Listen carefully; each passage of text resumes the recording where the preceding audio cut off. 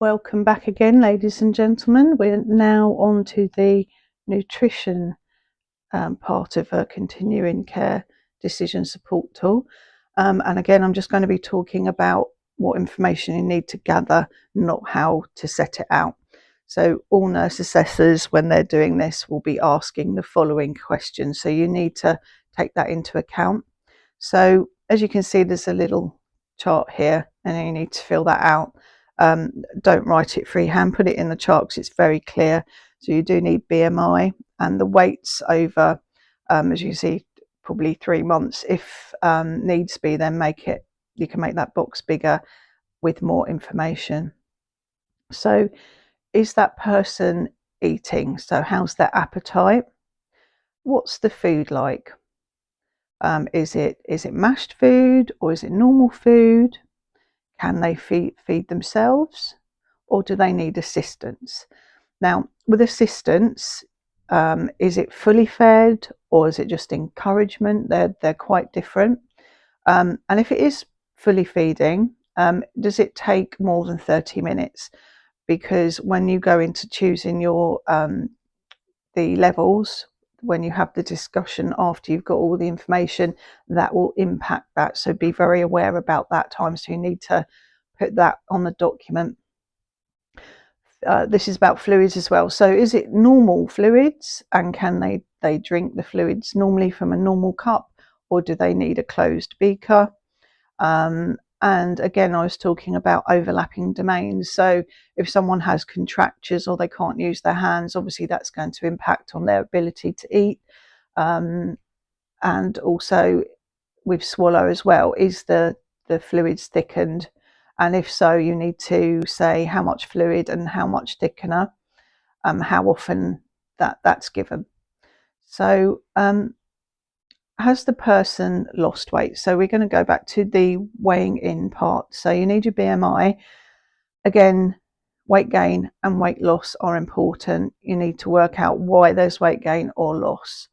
Obviously, straightforward weighing is one thing you can denote.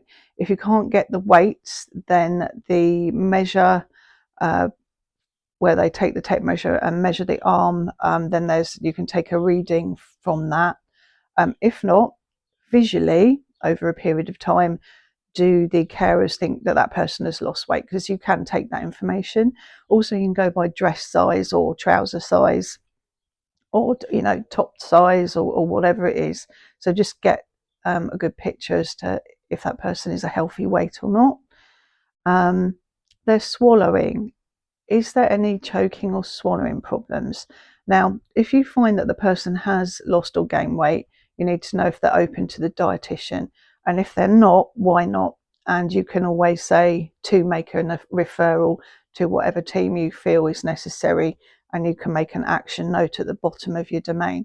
So like coughing, swallowing, choking, anything like that, then the speech and language team, which is called the SALT team, should normally be involved with that. And again, are they involved? If not, why not? And does a referral need to be made?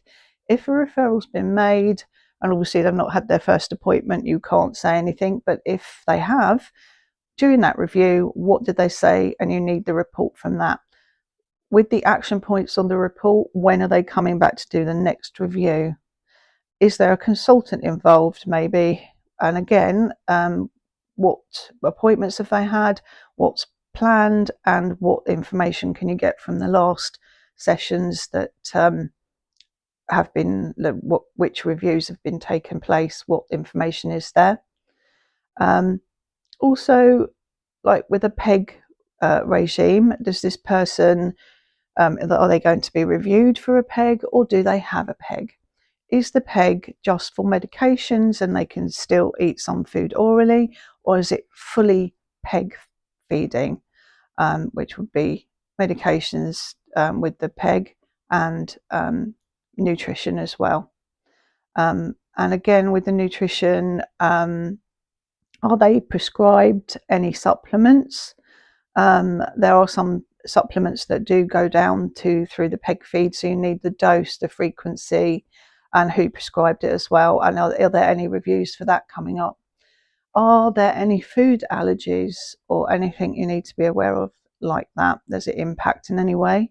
How is appetite? Is it good? Is it poor? Does it fluctuate? You need to think about fluctuating situations, so fluctuating weight, anything at all really. And I say, are there any operations planned? So maybe a PEG operation is planned, or any other kind of operation, things like hernias or anything to do with the stomach. You need to denote all that when it's planned, or if they've recently had an operation of any kind that impacts. I think that if you just keep asking questions and make sure you cover all those points, get a really good picture of the person. If the answer is yes to any of these questions, then elaborate, get detail, get evidence. Obviously, you're taking verbal evidence, but you also need your documented evidence.